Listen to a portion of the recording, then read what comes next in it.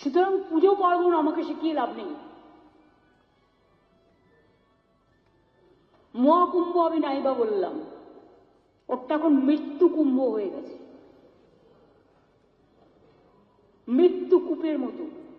আমি মহাকুম্ভকে সম্মান করি, আমি শ্রদ্ধা জানাই, পবিত্র গঙ্গা মাকে আমি সম্মান করি, কিন্তু প্ল্যানিং না করে এত হাইপ তুলে এত লোকের মৃত্যু বললেন 30 জন, কথাটা কি সঠিক?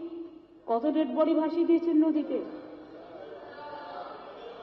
কত হাজার হাজার, 8 বার আগুন লেগেছে। বড় লোক আর ভিআইপিদের জন্য লক্ষ টাকার ক্যাম্প, আর গরিব লোকেদের, সাধারণ লোকেদের জন্য লাইনে দাঁড়ান 15 ঘন্টা 20 ঘন্টা দাঁড়িয়ে, যদি একটা মাদুরেও বসে 2000 টাকা, এক কাপ লাল চাও 500 থেকে 2000 টাকা। তারা যে জায়গাটা গিয়ে স্নান করবে সেটা আলাদা, ভিআইপিদের স্নানের জায়গাটা আলাদা, আর সেই জলটা আপনারা দূষিত করেছেন, বিষাক্ত করেছেন মহাকুম্ভের পবিত্র জায়গাটা। সব জায়গায় হাইপ তুলে দিয়েছে। সে একবার হয়েছিল না, গণেশ দুধ খাচ্ছে, সব ওখানে স্নান করো নাহলে পবিত্র হবে না।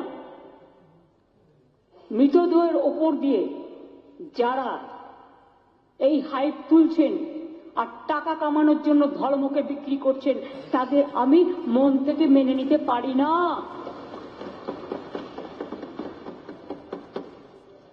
একটা বড় অনুষ্ঠানের স্ট্যাম্পেড হতেই পারে, কিন্তু তার জন্য প্ল্যানিং করতে হবে। কি প্ল্যানিং করেছিলেন আপনারা? মহাকুম্ভ শুরু হওয়ার দিন পর্যন্ত কোনো প্ল্যানিং হয়নি। ইভেন এখনো আমি দেখছি আসানসোল থেকে শুরু করে বিহারের লোক এনে ভরছেন, আসানসোলের লোক এনে ভরছেন, বিভিন্ন জায়গার লোক এনে ভরছেন, আর বলছেন চলো সব বিনা পয়সায় করে দেবো, ফ্রিতে ট্রেন দিচ্ছেন।